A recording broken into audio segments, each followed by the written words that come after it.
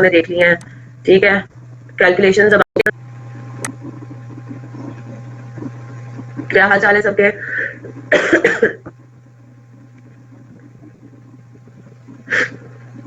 अल्हम्दुलिल्लाह। बल्कि कल थोड़ी तबीयत मेरी खराब हो गई थी रात शाम को, बट अल्लाह ताला से मैं दुआ कर रही थी कि ठीक हो जाए, because we can not afford any छुट्टियां ना। आप लोग भी कुछ अफोर्ड नहीं कर सकते, मैं भी अफोर्ड नहीं कर सकती छुट्टियां।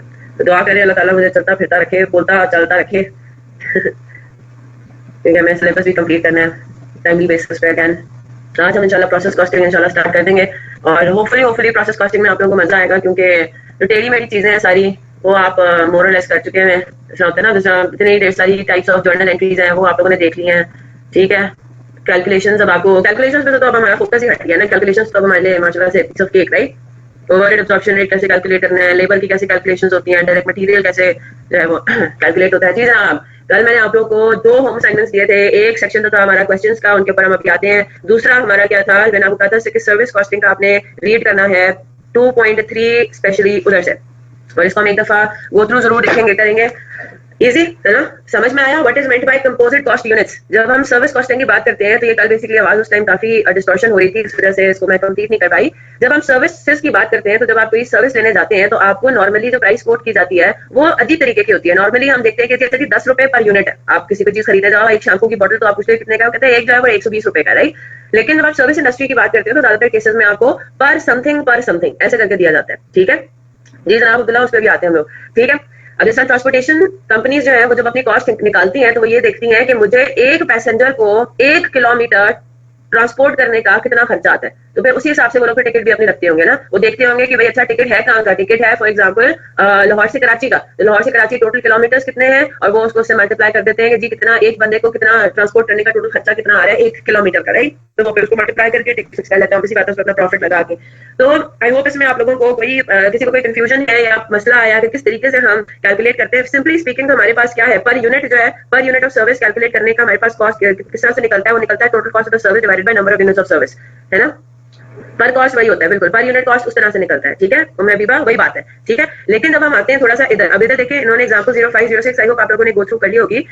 एग्जांपल 5 में वो क्या कह रहे हैं, a hotel has 80 standard twin bedded rooms, the hotel is fully occupied for each of the 350 days. यहीं पे हम रुक जाएंगे। सबसे पहले हमें क्या कैलकुलेशन करनी है, सबसे पहले हमें ये देखना है कि हम लोग के पूरे साल में हमारे पास इन अदर वर्ड्स कितने रूम्स हर दिन अवेलेबल है, ठीक है। रूम्स की भी हमने बात करनी है और हमने दिनों की भी बात करनी है। तो बड़ा ये इंटरेस्टिंग सा एक चीज बन जाती है कि अगर मैं ये कैलकुलेट करूं कि मेरे होटल की इन अदर वर्ड्स कैपेसिटी कितनी है पूरे साल की, तो बड़ा सिंपल है। मैं किस तरह से कैलकुलेट करूंगी, मैं कहूंगी मेरे पास 80 बेडरूम्स हैं और मेरे पास 365 डेज है, 365 360 350 है, ठीक है। छुट्टियां भी उसमें उसने कर दी कि हम ऑपरेट करते हैं 350 डेज, राइट। तो मैं अगर देखूं तो मेरे पास मेरे होटल में कैपेसिटी कितनी है कि मैं कितने जो है वो रूम्स बेसिकली कितनी दफा दे सकती हूँ या व्हाटसोएवर पूरे साल में। The total cost of running the hotel each year are 3.36 million, ठीक है। तो अब हम लोग क्या करेंगे, what will be our usual measure of the cost of providing the hotel services. तो हम क्या कहेंगे कि ये हमारे पास जो है वो टोटल डेज रूम हो जाएंगे, ठीक है। हम क्या कहेंगे पर रूम पर डे कॉस्ट कितनी हो जाएगी, 3.36 मिलियन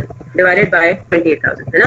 तो total cost divided by 28,000 formula वही है, लेकिन अब फर्क क्या आ रहा है कि ये 28,000 बेसिकली दो डिफरेंट यूनिट्स को कंबाइन करके आपने कैलकुलेट किया, ठीक है। तो 3360,000 डिवाइडेड बाय 28,000, हम ये कहेंगे कि एक कमरे का एक दिन का खर्चा है 120। अगर आप सिंपली क्या कर दें, अगर आप 3.36 मिलियन को डिवाइड कर दें 80 से, तो वो आपके पास जो मेजर आएगा 42,000 रुपीज, वो तो आएगा पर रूम, दैट्स इट, एक दिन का नहीं आएगा। तो आप अगर कोई बंदा आपके पास एक दिन के लिए आना चाह रहा है या 2 दिन के लिए आना चाह रहा है, तो फिर आप उसको किस तरह से करेंगे, 2 दिन के लिए आएगा तो आप उसको क्या करेंगे 120 मल्टीप्लाइड बाय 2।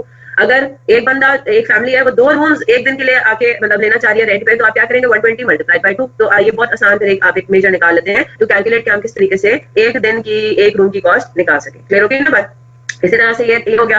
अब यहाँ पे उन्होंने बड़ी इंटरेस्टिंग सी चीज की है कि आने और जाने में सेम स्पॉट है, आने और जाने में जो पैसेंजर्स हैं वो आपके डिफरेंट है, ठीक है। साउथ टाउन और नॉर्थ टाउन का जो डिस्टेंस है दैट इज 400 माइल्स। ऑब्वियसली बात है डिस्टेंस तो नहीं चेंज होगा, ठीक है। During the previous year the company transported 200,000 passengers from south town to north town and 1,75,000 passengers from north town to south town. The total cost of operating the service was ₹60 million. तो आप किस तरीके से हम calculate करें कि एक बंदे को एक माइल ट्रांसपोर्ट करने का पर माइल पर पैसेंजर क्या हमारी कॉस्ट आएगी। तो उसके लिए बड़ा आसान है, ये जो 2 लाख लोग थे इन्होंने 400 माइल्स ट्रैवल किया, तो टोटल इन 2 लाख लोगों ने कितने माइल्स ट्रैवल कर लिए, ठीक है। आप 200,000 into 400 माइल्स कर लेंगे, मल्टीप्लाई करें। फिर उसके बाद वापसी का जो रास्ता था उसमें 1,75,000 लोगों ने भी 400 माइल्स ट्रैवल किया। तो हम on the basis of past information हम ये कैलकुलेट करते हैं कि भाई कितने मतलब टोटल कितने माइल्स ट्रैवल हुआ। तो हमारे पास क्या होगा, आने जाने का 200,000 लोगों ने 400 माइल एक बंदे ने सफर किया, तो टोटल इन 2 लाख लोगों ने कितना सफर कर लिया, 200,000 इंटू 400, राइट। सिमिलरली दूसरा रास्ता जो राउंड ट्रिप था 1,57,220 लोगों ने 400 माइल्स ट्रैवल किया। तो ये आपके पास आ गया, क्लियर होगी बात, इनटू 400। तो टोटल कितने माइल्स ट्रैवल हुए थे पिछले साल, टोटल माइल्स ट्रैवल हुए थे 150 मिलियन। ठीक है, ठीक है जी, बुक से आ गई समझ, ठीक है ना। तो बस ही में एक दफा मैंने कहा जस्ट फॉर फॉर्मेलिटी मैं इसको कवर कर लूं ताकि कोई ये ना बोल सके कि मैं हमने समझाया नहीं था। तो 60 मिलियन जो है आपके पास कॉस्ट है। तो पर माइल पर पैसेंजर कितना हो जाएगा, 60 मिलियन डिवाइडेड बाय 1,50,000, ठीक है जनाब, it will be in decimals, 0.4 million 0.4 rupees per mile पर पैसेंजर। ठीक है, तो ये बड़ा इंटरेस्टिंग सा एक एलिमेंट है। तो ये अभी तक तो टेस्ट नहीं हुआ आपके पास, लेकिन लेट्स सी अगर हो जाता है तो बाकी सारी चीजें इसमें बिल्कुल सेम है। ठीक है, सर्विसेज में अगेन डायरेक्ट मटेरियल या तो होगा ही नहीं या बहुत माइन्यूट सा होगा, है ना। सर्विसेज कॉस्टिंग के अंदर डायरेक्ट मटेरियल या तो होगा नहीं, डायरेक्ट लेबर होगा। और सर्विसेज के अंदर जनरल ओवरहेड्स जो होते हैं ना आपके, ओवरहेड्स वो बहुत होते हैं। ठीक है, सर्विसेज आपकी प्रोवाइड ही की जाती है किस बलबूते पे, ओवरहेड्स के बलबूते पे। तो आपको भाई बाकी सारे एलिमेंट्स बिल्कुल सही है, सेम ही है। किस तरीके से करना है कैलकुलेट, क्या होगा क्या नहीं होगा, वो सारी चीजें बिल्कुल ऐसी है। बस सिर्फ इसमें एक नई चीज ये आ गई कि अगर सर्विसेज कॉस्टिंग का कोई क्वेश्चन आता है तो उसमें हो सकता है एक नया ट्विस्ट, ये वाली चीज हो। चले जी, इसके बाद दैट्स इट, क्लियर होगी बात। उसके बाद हम अपने आते हैं किसके ऊपर, जो हमने 3 होम असाइनमेंट्स आपको दिए थे job batch and service costing के, क्लास वर्क 1 हम कर चुके थे। प्रैक्टिस क्वेश्चन नंबर 1 पर आते हैं। प्रैक्टिस क्वेश्चन नंबर 1 सबने कर लिया, आसान था। सिर्फ ये वाला पॉइंट अपेरेंटली डिफरेंट है। ठीक है, पूरे मंथ के टोटल एब्जॉर्ब करवाए हुए हैं एंड एंड में नोट दिया हुआ है कि अज्यूम एफर्ट्स फॉर जी बिल्कुल नहीं। तो आप कैसे करेंगे मोहसिन, कैसे आप करेंगे? हम at least total actual factory overheads की जर्नल एंट्री तो पास कर सकते हैं ना, तो करें पास उसकी। एक्चुअल फैक्ट्री ओवरहेड्स की जर्नल एंट्री पास करें 11 मिलियन की, मतलब विदाउट कंसिडरिंग द फैक्ट कि भाई हमारे पास बाकी जॉब्स क्या है भी नहीं है, क्या हिसाब किताब है। बात समझ आ रही है ना? ठीक है, एब्जॉर्ब करें इन दोनों जॉब्स का, एक्चुअल की एंट्री उनकी पास करें। जी बिल्कुल, 2 जॉब्स की आवर्स की मल्टीप्लाई करके, ऑब्वियसली बात है आपके पास और जॉब्स की कोई इन्फॉर्मेशन है ही नहीं, तो आप एब्जॉर्ब करें सिर्फ जॉब FO1 और FO2 का, बिल्कुल वही वाली असम्पशन जो पैक में दी हुई है कि हम अज्यूम ये करें कि जी बाकी जॉब्स के साथ जो होना था वो आराम से उनका हो गया, कोई मसले वाली बात नहीं है। हाँ जी, मेरे ख्याल से इसमें प्रॉब्लम है। Job FO1 was in process at month and, ठीक है, पॉइंट नंबर 5 में इशू आ रहे हैं। बाकी सारी चीजें तो आसान है ना। इधर इधर टैक्स का भी जरा हम बात करते हैं, टैक्स की भी हम बात करते हैं। अच्छा अनस, ठीक है सही है। तो ये इसमें कोई मसला नहीं है। इसको इन्होंने कहाँ ट्रांसफर कर दिया, इसको इन्होंने डैमेज उसमें ट्रांसफर कर दिया, डैमेज इन्वेंट्री में 500 यूनिट्स को ट्रांसफर कर दिया। यहाँ पे जिस तरह हमने पिछले सवाल में क्लास 1 में किया था, उन्होंने जो इन्वेंट्री डैमेज हुई थी वो दूसरी जॉब में ट्रांसफर कर दी थी, यहाँ पे दूसरी जॉब में ट्रांसफर नहीं हुआ, यहाँ पे हमने एक सेपरेट कैटेगरी ऑफ इन्वेंट्री बना दिया। हमने कहा कि ये डैमेज इन्वेंट्री में इसको हम ट्रांसफर कर देंगे। ठीक है, चलो उसकी ऑब्वियसली बात है, रियलाइजेबल वैल्यू भी हमें देखने, इसको हम देखते हैं। पॉइंट 1 एंड 2 कह रहे हैं, पॉइंट 1 एंड 2 है ना, 1 एंड 2 में क्या मसला है बेटा, वो है ही मेन चीज तो यही है। इसमें बता रहा है कि हमने इतने यूनिट्स जो है वो इस ऑर्डर में हमें इतने यूनिट्स, इसमें क्या मसला आ रहा है ये तो बताएं मुझे। अच्छा, आप प्रैक्टिस क्वेश्चन नंबर 1 के अंदर, अब मेरी बात वाच से सुनिएगा, आई होप आप लोगों को ये बात क्लिक की होगी। इसमें इसने आपसे जर्नल एंट्रीज मांगी है ना, सारी जर्नल एंट्रीज। अब जब आप सारी जर्नल एंट्रीज के बारे में सोचते हैं ना, तो यहाँ पे देखें इन्होंने आपको परचेज की डिटेल्स भी दी हुई है ना। तो पहले आपने परचेज होते हुए दिखाना है रॉ मटेरियल को, फिर आपने इशू होते हुए भी दिखाना है। क्लियर होगी ना बात? You have to be very careful about this. तो परचेज की भी एंट्री पास होगी, इधर आपके पास इशू की भी एंट्री पास होगी, सारी चीजें आपने प्रॉपर्ली कैसे परचेज कैसे निकालेंगे, आपको ओपनिंग और क्लोजिंग इन्वेंट्री दी हुई है रॉ मटेरियल की। ठीक है, आपको ओपनिंग और क्लोजिंग इन्वेंट्री दी हुई है रॉ मटेरियल की, आप इन आइटम्स को यूज करके निकाल सकते हैं कि जी हमने इशू कितना करना है ना। ये जो जॉब FO1 है और जॉब FO2 है, इस पे आप कैलकुलेट कर लेंगे कि हमें कितना हमने इशू किया रॉ मटेरियल को। ठीक है जनाब, तो ओपनिंग स्टॉक गिवन है, इश्यूज आप कैलकुलेट कर लेंगे, क्लोजिंग स्टॉक गिवन है, आप कॉस्ट ऑफ गुड्स सोल्ड वाला फॉर्मूला यूज करके क्या कैलकुलेट करेंगे कि हमने परचेज कितना किया। डू यू नीड इस वाले पॉइंट पे आपको कोई क्लैरिटी चाहिए? मैं जरा सोल्यूशन सामने लेकर आती हूँ, उसको हम देखते हैं। ठीक है, हो गया, चले बेहतरीन हो गया, सही है। अब जरा टैक्स वाले पर आते हैं। टैक्स में किसी को कोई प्रॉब्लम थी? जो 500,000 का उसने टैक्स जो है वो डिडक्ट किया, इसमें किसी को कोई मसला? ये बेसिकली पेबल है आपका, आप जो कैश में पे करोगे आपने पैसे डिडक्ट करके कैश में पे करना है। 500 डिडक्ट करके आपने रिमेनिंग कैश कर दिया, पे कर दिया। अच्छा जी, अब्दुल्ला कह रहे हैं एंट्री नंबर 7। जी जनाब, ये बिल्कुल वही है ना, ये तो डैमेज गुड्स वाली है। चलें जी, इसको देख लेते हैं। अब यहाँ पे हो क्या रहा है, आपको पता ये चलता है कि डैमेज हो गया, एबनॉर्मल लॉस हो गया, है ना। यहाँ पे abnormal loss हो गया, क्या loss हुआ? 500 units were damaged badly and their realizable value is 50% of the cost. ठीक है जनाब, तो कितनी इनकी आ रही है, इनकी कॉस्ट पर यूनिट कितनी है वो कैलकुलेट कर लिया आपने?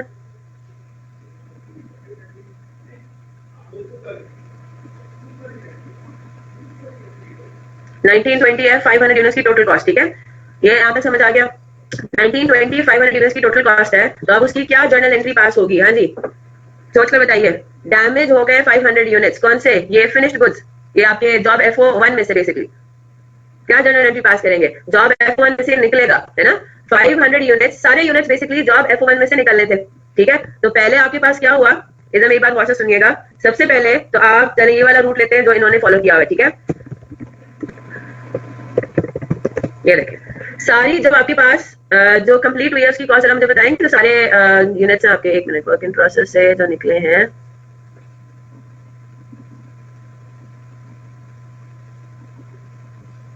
ये है ना 13824, ठीक है, ये बात सबको क्लियर होगी ना? 13824 इतने के बेसिकली आपने काम कंप्लीट किया था, है ना, जॉब FO1 में से। FO1 में लॉस आ रहा है, एक सेकेंड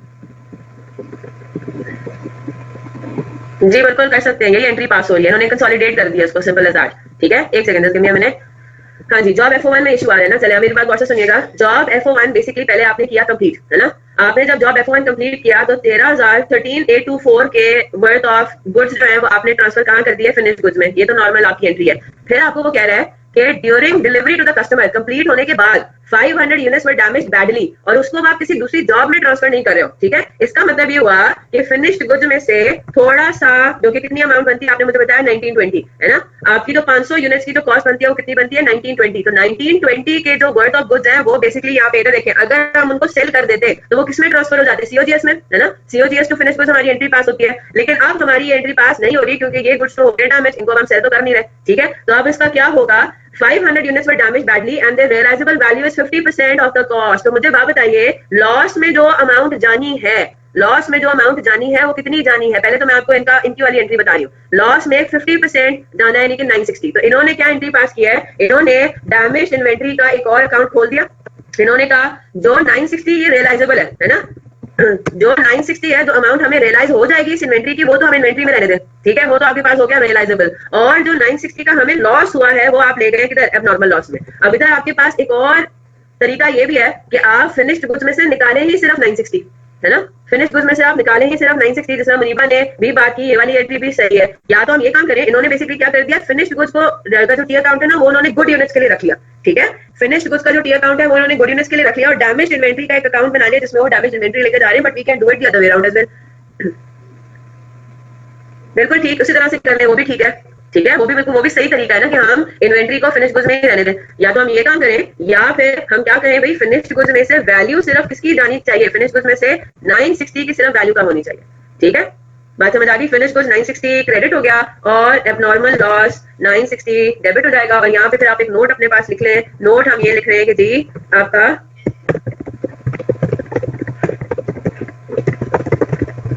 है ना, बात समझ आ गई ना, damaged goods are kept in finished goods account. यहाँ पे इन्होंने क्या कर दिया, यहाँ पे इन्होंने डैमेज्ड गुड्स को उसने फिनिश्ड गुड्स के अकाउंट से निकाल के कहाँ ले गया? वो डैमेज्ड इन्वेंटरी अकाउंट में ले गया, बस अब ये फर्क है। तो आप ये कर लें, हमने हमेशा यही सीखा हुआ है, हमने यही पढ़ा हुआ है, दैट्स टोटली फाइन। हमने सीधा सीधा से एनआरवी लॉस की एंट्री पास किया, ठीक है। और आपने फिर जो रिमेनिंग, जो बाकी में गुड्स आपने सेल किए, सिर्फ आपने वो कॉस्ट ऑफ गुड्स सोल्ड में ट्रांसफर कर दिया। आई होप वो तो बात समझ में आ रही है। और बताइए अनस बेटा, मुझे अभी भी आपका सवाल नहीं समझ में आ रहा, जॉब नेम के ऊपर और नीचे पॉइंट 1 2 मुझे समझ नहीं आ रहा। आप मुझे या तो व्हाट्सएप पे ऑडियो करके पूछ लो, ठीक है, दैट्स इट। और कोई मसला? चले प्रैक्टिस क्वेश्चन नंबर 2 पर आते हैं। जी जनाब, प्रैक्टिस क्वेश्चन नंबर 2 में कोई इशू, कोई परेशानी? इधर भी जॉब ऑर्डर कॉस्टिंग हमें पास करनी थी, इसकी रिक्वायरमेंट क्या है? You have to pass journal entries again. हाँ जी, इशुएंस ऑफ रॉ मटेरियल की एंट्री क्या होती है शबनम? आप खुद जरा सोच के बताओ। रॉ मटेरियल जब इशू करेंगे, जॉब्स पे लगाएंगे, तो जर्नल एंट्री क्या होगी? हमारी रॉ मटेरियल इन्वेंट्री कम हो रही है, वेयर हाउस में से निकल रही है ना शबनम, रॉ मटेरियल हमारे वेयर हाउस में से निकल रहा है, तो जो रॉ मटेरियल इन्वेंट्री अकाउंट है वो क्रेडिट होगा, है ना। और ये रॉ मटेरियल कहाँ से निकल के, अच्छा मुझे लगा एंट्री आप कह रहे हैं, और ये जाएगा जॉब अकाउंट्स के अंदर। चलें ठीक है, आई थॉट कि आपको शायद एंट्री में मसला हो रहा है। हाँ जी, तो क्या कह रहा है उसने, आपको क्या इन्फॉर्मेशन दिया है? ये लिखा हुआ है materials issue to production, unit उसने दिए हुए।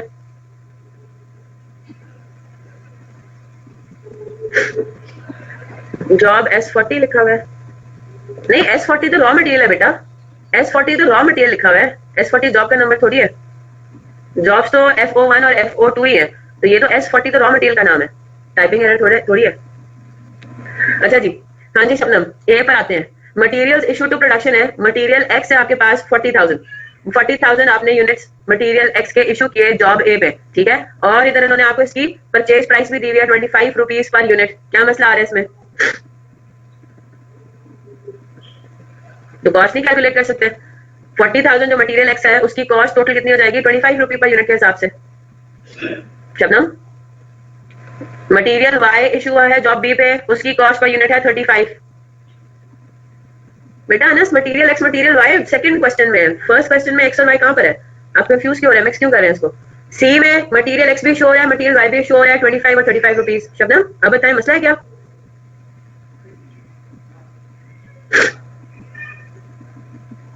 ठीक है, तो आपको ये तो यूनिट्स में ना आपको कॉस्ट चाहिए, तो कॉस्ट क्या होगी? जब आपको कोई और चीज नहीं गिवन तो कॉस्ट ऑब्वियसली बात है परचेज कॉस्ट आपको दी हुई है, दैट्स इट। कोई इसमें फीफो लीफो आपको तो है ही नहीं। एक एक उन्होंने बताया हुआ मटेरियल एक ही हमने बैच परचेज किया था 1 लाख यूनिट्स मटेरियल एक्स के, और हर यूनिट जो है वो 25 रुपए का पड़ा, तो कॉस्ट आपके पास आ गई, डायरेक्ट मटेरियल की कॉस्ट आ गई आपके पास। ठीक है, हाँ जी। प्रैक्टिस क्वेश्चन नंबर 2 में कोई और मसला? टैक्स का लास्ट ऑर्डर पड़ा था तो वो हमने बात करी थी कि टैक्स की एंट्री पेमेंट या एक्विजिशन दोनों में से किसी एक टाइम पर कर सकते हैं, तो यहाँ भी वैसे कर सकते हैं अगर नीचे नोट देते हैं दे दें, लेकिन हम नॉर्मली इशू के टाइम पे कर देते हैं ना, है ना। हमने ये बात भी पढ़ी थी ना कि नॉर्मली हम एक्विजिशन के टाइम पे फिर कर देते हैं ना एंट्री टैक्स की, तो कर ले। ठीक है, जिसने यहाँ पे वो जब वो प्रिपेयर करेगा ना, पेरोल प्रिपेयर करने का करेगा पेरोल, तो समझ उस टाइम पे जरूरी तो नहीं कि वो पेमेंट करे, तो वो उसी टाइम पे टैक्स डिडक्ट करने की एंट्री पास कर देंगे। ठीक है लेकिन हाँ मेरे ख्याल से फिर अगर आप इस तरह से पेमेंट, क्योंकि पेमेंट का देखो हर चीज पे हम पेमेंट में फोकस नहीं कर रहे ना, हर सवाल के अंदर पेमेंट हो रही है नहीं हो रही है उससे हमारा भी कोई कंसर्न नहीं है, और वो हर जगह पे हो भी नहीं रही फौरन से। ठीक है, तो हम नॉर्मली फिर एक्विजिशन के टाइम पे ना फिर हम टैक्स की ही एंट्री पास कर देते हैं। जैसे ही पेरोल बनेगा तो एक पेबल खड़ा हो जाएगा टैक्स का, एक पेबल खड़ा हो जाएगा पेरोल का। जी बिल्कुल, पहले ओवरहेड्स बजटेड तो कोई नहीं होता, कोई चीज नहीं होती, बजटेड तो सिर्फ वर्किंग के लिए इस्तेमाल होता है, अप्लाइड की बात होती है। ओवरहेड्स की एंट्री, अप्लाइड ओवरहेड्स की एंट्री पास होगी, एक्चुअल ओवरहेड्स की एंट्री पास होगी, और फिर ओवर या अंडर एब्जॉर्ब की एंट्री पास होगी। ठीक है, ओवर या अंडर अप्लाइड की एंट्री पास होगी। प्रैक्टिस क्वेश्चन नंबर 3 हमने कर लिया था। प्रैक्टिस क्वेश्चन नंबर 4 बताइए, बड़ा इंटरेस्टिंग सा सवाल था, इसके अंदर बेसिकली आपने कुछ एरर्स वगैरह किए हुए हैं ना, और उनकी जो है हमने एडजस्टमेंट करनी थी। प्रैक्टिस क्वेश्चन नंबर 4 में किसी को कोई मसला?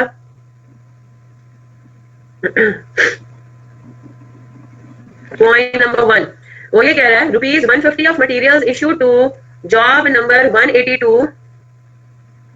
हाँ आप सबकी करें, आप सबकी मतलब जॉब अकाउंट वाली भी करें अब्दुल्ला।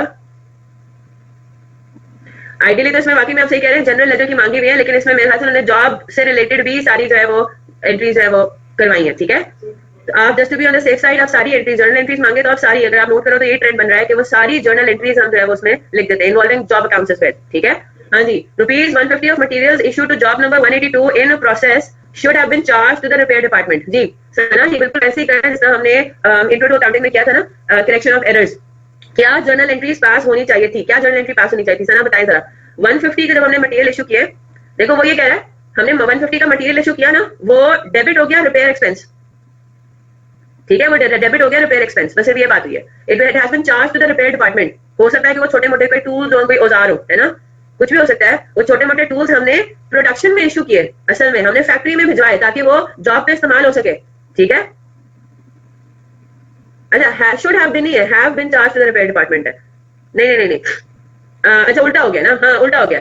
150 रुपए के मटेरियल, उल्टा है बल्कि 150 रुपए के जो मटेरियल आपने इशू किया ना जॉब नंबर 182, वो प्रोडक्शन में नहीं होने चाहिए। अब ये बात हो रही है, बिल्कुल बिल्कुल ठीक है, वो प्रोडक्शन में इशू नहीं होने चाहिए थे, वो रिपेयर में इशू होने चाहिए थे। बात समझ आ रही है? आपने गलती से क्या कर दिया, आपने जो इन्वेंट्री कम तो करनी थी, है ना, इन्वेंट्री आपने क्रेडिट करनी थी, आपने डेबिट कर दिया जॉब अकाउंट, हालांकि वो प्रोडक्शन में गया ही नहीं था। वो तो आपके हो सकता है छोटी मोटी कोई चीज हो, वो आपके होता है ना, ऐसी चीजें होती है ना कि हो सकता है कोई इन्वेंट्री आपने खुद कंज्यूम कर ली। ठीक है, बात समझ आ रही है ना। हो सकता है फॉर एग्जांपल कोई नेल्स वगैरह थे, ये इन्वेंट्री जो है ये सप्लाईज थी, कोई नेल्स थे, कोई कील वगैरह थी, तो कील जो है वो आपके प्रोडक्ट में भी इस्तेमाल होती है, लेकिन कील की जरूरत आपके अपने बिजनेस में भी तो हो सकती है ना, आपको कहीं पे कील ठोकने की जरूरत पड़ गई, राइट। तो वो जब आपने कील इशू किए तो इन्वेंट्री तो आपने क्रेडिट की, लेकिन आपने उसको जॉब के अगेंस्ट इशू कर दिया, हालांकि उल्टा होना चाहिए था। एंट्री क्या होनी चाहिए थी, ये आपके पास हो गई इनकरेक्ट एंट्री। ठीक है, एंट्री होनी क्या चाहिए थी, वो आपके ही अपने रिपेयर डिपार्टमेंट में बेसिकली गई थी, तो आपको रिपेयर एक्सपेंस जो है वो डेबिट करना चाहिए था instead of this job account. Is that clear? और इन्वेंट्री आपको क्रेडिट करनी थी। अब बात समझ आई? तो अब जब आप इसको करेक्ट करेंगे तो करेक्टिंग एंट्री या एडजस्टिंग एंट्री क्या पास होगी, आप कहेंगे कि जी रिपेयर एक्सपेंस नहीं हुआ था बुक, हम अब रिपेयर एक्सपेंस बुक कर देंगे और गलती से जॉब अकाउंट या डब्ल्यूआईपी है ना, जनरल लेजर के अंदर हमारे पास होगा डब्ल्यूआईपी कंट्रोल अकाउंट। ठीक है, तो डब्ल्यूआईपी कंट्रोल अकाउंट क्रेडिट हो जाएगा आपका इतने से। ये बेसिकली जनरल लेजर की जर्नल एंट्री पास हो रही है, तो इसमें डब्ल्यूआईपी कंट्रोल अकाउंट की आईडी भी आना चाहिए। Is that clear? और बताएं इसमें कोई मसला?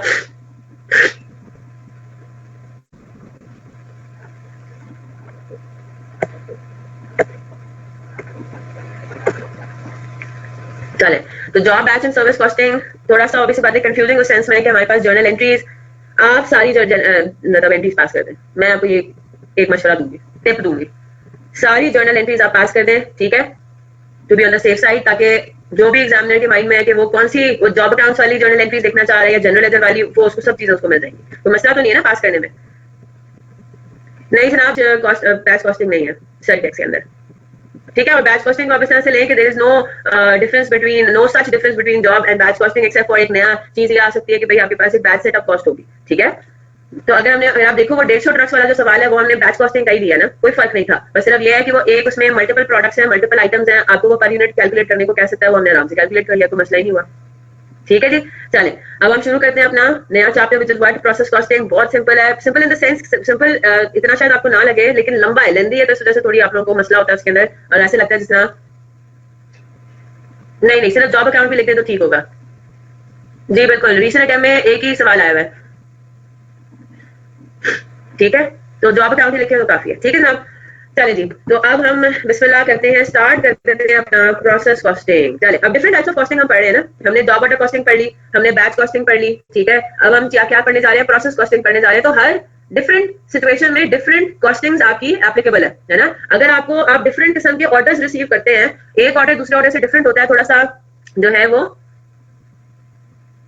हाँ जी मैं वही बता रही हूँ, उसी का मैं थोड़ा आपको हवाला दे रही हूँ, ठीक है। तो अब इस तरह के आपको ऑर्डर्स की फॉर्म में मतलब आप काम कर सकते हैं कि हर एक ऑर्डर थोड़ा सा डिफरेंट होता है, कस्टमर ए की स्पेसिफिकेशंस डिफरेंट है, कस्टमर बी की स्पेसिफिकेशंस डिफरेंट है, तो उसमें फिर प्रोसेस कॉस्टिंग तो इतना कारामद नहीं होगा, उसमें फिर आप क्या यूज करेंगे, उसमें फिर आप जॉब ऑर्डर कॉस्टिंग यूज करेंगे, ठीक है। उसमें फिर हर जॉब की अलग अलग काम हो रहा होगा, हम काफी हद तक सिंप्लीफाइड नेचर रखेंगे। प्रोसेस कॉस्टिंग जो है ज्यादातर ऑब्वियसली बात है होमोजेनस प्रोडक्ट्स के लिए इस्तेमाल होता है, होमोजेनस सेल्स के लिए इस्तेमाल होता है, और प्रोसेस कॉस्टिंग सबसे ज्यादा वैलिड उस सिनेरियो में है जहां पे मुख्तलिफ डिपार्टमेंट से होता हुआ, मुख्तलिफ प्रोसेसेस से होता हुआ फाइनल प्रोडक्ट आपका रेडी होता है, ठीक है। तो प्रोसेस कॉस्टिंग वहां पे सबसे ज्यादा आप कह सकते हैं कि एप्लीकेबल होगा जहां पे एक प्रोडक्ट मुख्तलिफ डिपार्टमेंट से, मुख्तलिफ प्रोसेसेस से होता हुआ फाइनल उस पर पहुंचेगा अपने फाइनल स्टेज पे। और सबसे ज्यादा चीज जो हम बात करते हैं वो ये करते हैं कि इस किस्म के प्रोसेसेस हो कि प्रोसेस वन का, यानी कि फॉर एग्जाम्पल मैं अगर इसको थोड़ा सा डायग्रामेटिकली देखूं तो हमारे पास, इसको हम थोड़ा सा डब्बे बना के कर सकते हैं, ठीक है।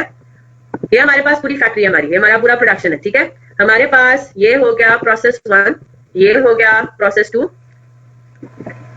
ठीक है, और ये हो गया प्रोसेस थ्री। डिपार्टमेंट्स हैं, ये हमारा कटिंग डिपार्टमेंट हो गया, ये हमारा असेंबली डिपार्टमेंट हो गया, ये हमारा फिनिशिंग डिपार्टमेंट हो गया। टेक्सटाइल अपने दिमाग में लेकर आए जरा, अगर मैं फॉर एग्जांपल कोई गारमेंट मैन्युफैक्चरर हूँ तो मैं क्या करूंगी, मैं पहले सारा कपड़ा जो है इकट्ठा कटिंग के लिए भेजूंगी, है ना।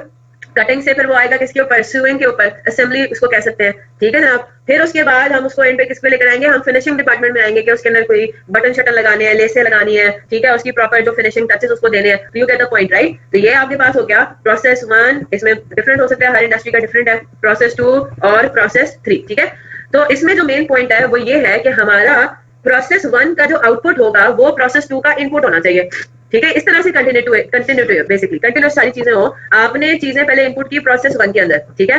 प्रोसेस वन का जो आउटपुट है वो फिर निकल के प्रोसेस टू में जाए, और यही होता है मैन्युफैक्चरिंग एंटिटीज में ऑब्वियसली बातें इसी तरह से चीजें चलती हैं जहाँ पे प्रोसेसेस आपके अप्लाई हो। प्रोसेस टू से वो चीज निकल के प्रोसेस थ्री में जाए, और प्रोसेस थ्री से निकल के ऑब्वियसली बातें वो फिनिश गुड आपका बन जाए, और वो अल्टीमेटली फिर आप सेल कर सके अपने फाइनल कस्टमर को, ठीक है। तो यहाँ पे इस सिनेरियो के अंदर प्रोसेस कॉस्टिंग आपका सबसे ज्यादा एप्लीकेबल होगा। अब ये आपका चैप्टर जो है इसको इतना टेक्निकल क्यों समझा जाता है, क्योंकि इसमें सिनेरियोज बहुत डिफरेंट हैं, बहुत ज्यादा सिनेरियोज हैं। अगर ये हो तो फिर हम कैसे करेंगे, ये वाला सिनेरियो तो हम किस तरह से करेंगे। तो अभी हम इसको स्टार्ट कर देते हैं, ठीक है, ताकि आप लोगों को थोड़ा बहुत आप लोगों को समझ में आ जाए कि इसमें किस किस्म के हमारे पास क्वेश्चन आएंगे, ठीक है। तो सबसे पहले हम आपने फोकस करेंगे पहले प्रोसेस पे, जब हमारे पास चीज इनपुट होगी, ठीक है। हम स्टेप बाय स्टेप जाएंगे कि जब हमारे पास पहला डिपार्टमेंट हमारे सामने आएगा तो पहले डिपार्टमेंट में कॉस्टिंग कैसे होगी, फिर सब्सिक्वेंट डिपार्टमेंट्स में किस तरह से हम कॉस्टिंग करेंगे, वो हम स्टेप बाय स्टेप इंशाल्लाह पढ़ेंगे, ठीक है। तो सबसे पहले हम देख रहे हैं कि हमारे पास जो पहला प्रोसेस है होगा, है ना, फर्स्ट जो प्रोसेस है उसके अंदर हम किस तरह से अकाउंटिंग करेंगे, किस तरह से हमारे पास चीजें लेके चलेंगे, ऑब्वियसली बात है हम एग्जांपल एक बनाएंगे और उसको यूज करके अब फर्स्ट प्रोसेस को, अब हम 2-3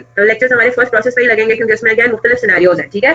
चलिए जी, फर्स्ट डिपार्टमेंट है या फर्स्ट प्रोसेस है, इसमें हमारे पास पहली सिचुएशन हम जो देखना चाह रहे हैं वो क्या है, completed and transferred out good units with losses, ठीक है।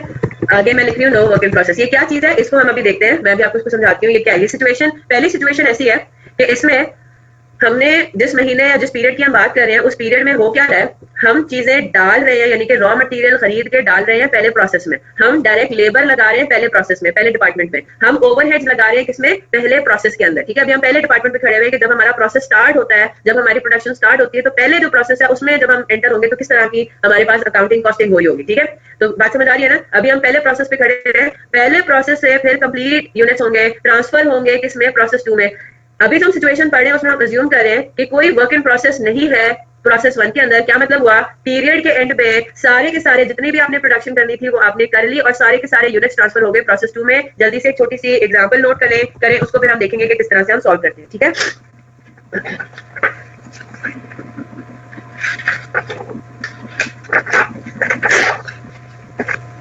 एग्जाम्पल 1 है हमारे पास,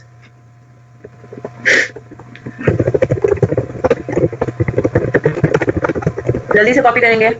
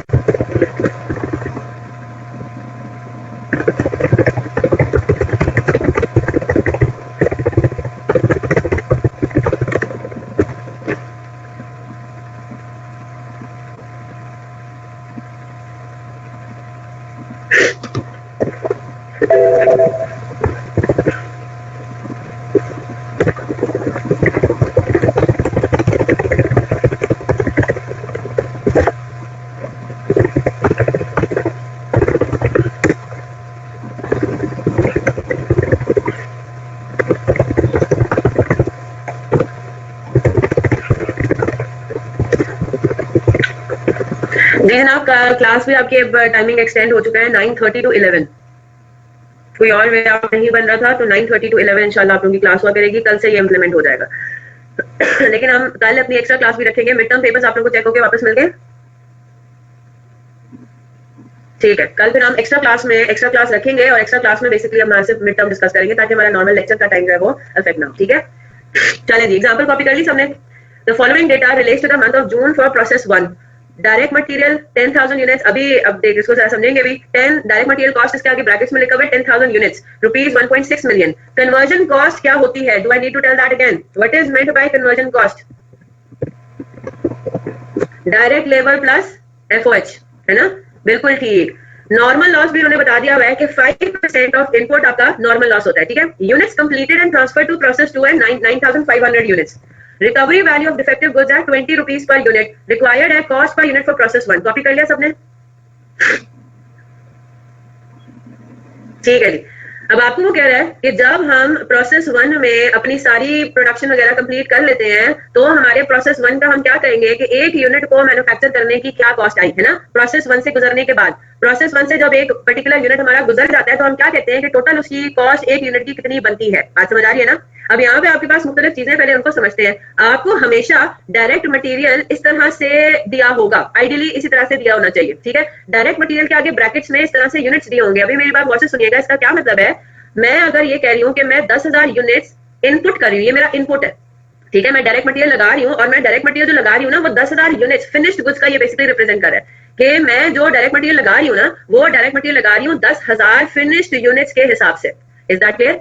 ठीक है, तो अगर मैंने डायरेक्ट मटेरियल इतना लगाया कि मैं फिनिश्ड गुड्स 10,000 यूनिट्स में मैन्युफैक्चर कर सकूं, तो आइडियली मैं आगे प्रोसेस 2 में भी मुझे 10,000 यूनिट्स भेजने चाहिए ना, है ना? जो मेरे यूनिट्स, अब यहाँ पे कोई वर्क इन प्रोसेस नहीं है, ये हम कौन सा सिचुएशन पढ़ रहे हैं? सिचुएशन हम पढ़ रहे हैं कि जहाँ पे कोई वर्क इन प्रोसेस नहीं होगा, there will be no work in progress. जितना भी आपने मटेरियल करंट पीरियड में लगाया वो करंट पीरियड में 100% मैन्युफैक्चर होकर आउट भी हो जाएगा। बात समझ कर आ रही है ना? सबको फॉलो करें।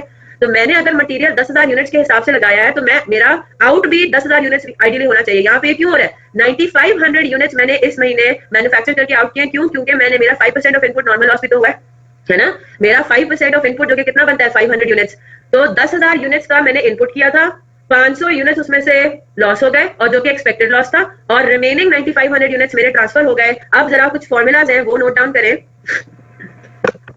नॉर्मली कॉस्ट पर यूनिट का क्या फॉर्मूला होता है? What is the formula for cost पर unit? Total cost divided by completed units, yes, है ना? Total cost divided by completed units. अब यहाँ पे क्योंकि नॉर्मल लॉस भी आ रहा है तो इसलिए हम थोड़ा सा इसको एक्सपैंड करके लिखेंगे। क्या है हमारे पास? Ideally direct material plus conversion cost, ठीक है। अच्छा, नॉर्मल लॉस हमारे पास आ रहा है और नॉर्मल लॉस की उसने स्क्रैप वैल्यू भी दी हुई है। ये लॉस ऐसा है कि आप उसको स्क्रैप में बेच सकते हैं। Recovery value of defective goods, तो 20 रुपीज पर यूनिट दिया हुआ है, ठीक है। हम क्या करेंगे? Minus scrap value of normal loss divided by completed units. जल्दी से फॉर्मूला कॉपी करें। तो मेरे पास जहां पे नॉर्मल लॉस इन्वॉल्व हो रहा होगा वहां पे मैं कॉस्ट पर यूनिट किस तरह से कैलकुलेट करूंगी? इस तरह से, direct material plus conversion cost होगी मेरी टोटल कॉस्ट। जो आपका नॉर्मल लॉस हुआ वो आप थोड़ा सा रिकवर भी तो कर पाएंगे, है ना? 20 रुपीज के हिसाब से आपने नॉर्मल लॉस रिकवर भी करना है तो आपकी कॉस्ट थोड़ी कम हो जाएगी ना, आपकी कॉस्ट थोड़ी सी एडजस्ट हो जाएगी। ये स्क्रैप की फिगर बेटा, recovery value of defective goods. Defective goods को जब आप बेचेंगे तो आपको रिकवर हो जाएगा 20 रुपीज। बेटा कॉस्ट में से तो लेस होगा ना, यहाँ पे हम कॉस्ट को एक जगह इकट्ठा कर रहे हैं, स्क्रैप वैल्यू तो आपकी इनकम है ना, तो कॉस्ट में से ये माइनस होगी, कॉस्ट आपकी कम हो जाएगी, ठीक है। स्क्रैप लेस होगा, इज दैट क्लियर? यहाँ पे डायरेक्ट मटेरियल और कन्वर्जन कॉस्ट है, ये एक्सपेंस है। स्क्रैप वैल्यू आपकी इनकम है, तो इनकम और एक्सपेंस आपस में क्या हो रहा है? थोड़ी सी अमाउंट है ना इनकम की है, तो ये थोड़ा सा क्या इफेक्ट पड़ेगा इसका कि आपकी कॉस्ट थोड़ी सी कम कर देगा, ठीक है। और डिवाइड आपको किससे करना है इसको? कंप्लीटेड यूनिट से। कंप्लीटेड यूनिट्स यहाँ पे कितने? 9500। Is that clear? चलिए जरा सॉल्व करें इसको, क्या आंसर आता है? What is requirement? ये है आपकी कॉस्ट पर unit for process 1। Normal loss good units ने बेर करना है, हमेशा से यही होगा। ये डिस्कशन मुझसे मैं कल करूंगी। नॉर्मल लॉस, जब हम एब्नॉर्मल लॉस पढ़ेंगे ना तो फिर मैंने ओवरऑल इसको डिस्कस करना है कि नॉर्मल लॉस का इफेक्ट क्या होता है, एब्नॉर्मल लॉस का इफेक्ट क्या होता है। But you right, normal loss good का जो नॉर्मल लॉस की वजह से जो कॉस्ट पर यूनिट है ना वो बढ़ जाती है। बिल्कुल, रिकवरी से थोड़ा सा लॉस आपका कम हो जाएगा ना। नहीं जनाब, अगर कोई स्क्रैप वैल्यू नहीं है तो कुछ भी नहीं करेंगे, direct material plus conversion cost ही लेंगे न्यूमरेटर में। जो आपके नॉर्मल लॉस यूनिट है उनकी जो कॉस्ट है वो डायरेक्ट मटेरियल कन्वर्जन कॉस्ट में बाय डिफॉल्ट शामिल है, ठीक है। बात समझ आ रही है आप सबको? अगर कोई स्क्रैप वैल्यू, यहाँ पे मैंने ये तो नहीं लिया ना, यहाँ पे मैंने ये तो नहीं लिया कि ऐड करूं, मैंने यहाँ पे कोई यहाँ पे ऐड किया plus cost of normal loss. हमेशा कॉस्ट ऑफ नॉर्मल लॉस तो होगा ही होगा। क्या मैंने आगे cost of normal loss add की है? नहीं ऐड की। क्यों नहीं ऐड की? अरे नॉर्मल लॉस यूनिट्स की जो कॉस्ट है वो तो by default direct material conversion cost में शामिल है ना। बात समझ आ रही है ना? वो ऑलरेडी डायरेक्ट मटेरियल और कन्वर्जन कॉस्ट में शामिल है। लेस नहीं करना, कुछ नहीं करना, कुछ भी नहीं करना।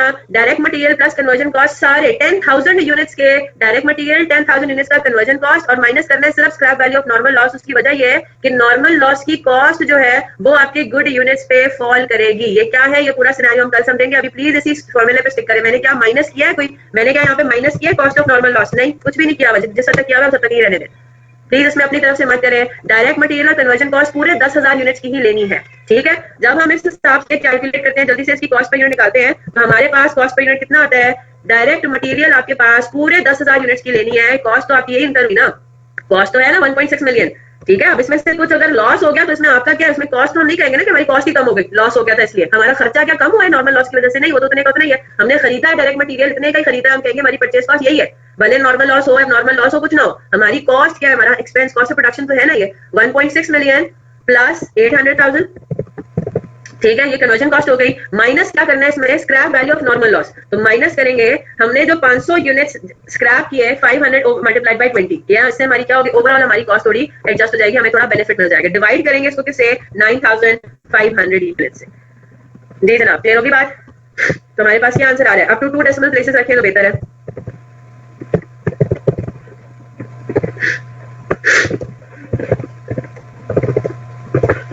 डिवाइडेड बाय 9500, तो ये आपके पास आ जाता है 251.58 रुपीज पर यूनिट। तो प्रोसेस 1 से जब हम गुजर जाते हैं तो हमारे पास क्या लॉजिक समझ नहीं है बेटा, तो हमारे पास जो एक यूनिट के ऊपर हम कहते हैं ना कि खर्चा आया है टोटल प्रोसेस 1 पे गुजरने के बाद, वो आया 251.58। जी मनीबा बताइए क्या समझ नहीं आया, किस चीज का लॉजिक समझ नहीं आया?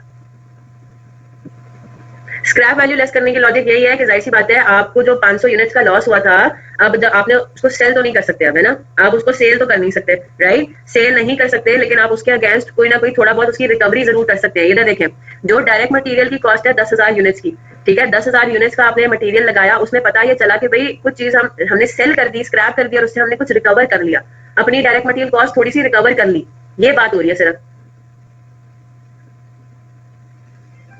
थोड़ा समझ आ रहा है मुनीबा? आपने डायरेक्ट मटेरियल 10,000 यूनिट्स के हिसाब से खरीदा था, पता ये चला उनमें से 500 यूनिट्स जो है वो डैमेज हो गए, वो आगे जा ही नहीं सकते ना, आप उनको प्रोसेस 2 में भेज सकते हैं, कुछ भी नहीं कर सकते उसका, तो आपने उसको सेल कर दिया।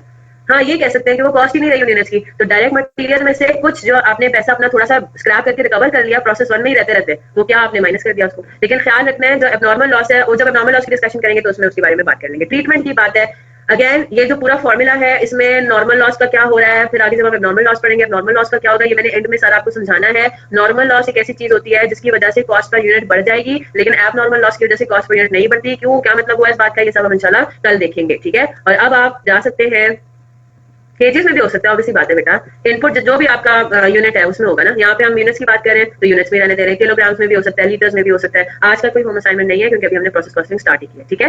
You can leave for audit class, कल हम इंशाल्लाह 9:30 पे स्टार्ट करेंगे, ठीक है। सुंदर मैं बात करती हूँ हमजा, मेरे ख्याल से मैं ये बात बार बार कह रही हूँ कि बात डिस्कस करनी है हमने, तो प्लीज अभी फॉर्मूले पे सिर्फ फोकस करें, इसको याद कर लें और डिस्कशन इंशाल्लाह बाद में करेंगे तो समझ आ जाएगी, ठीक है।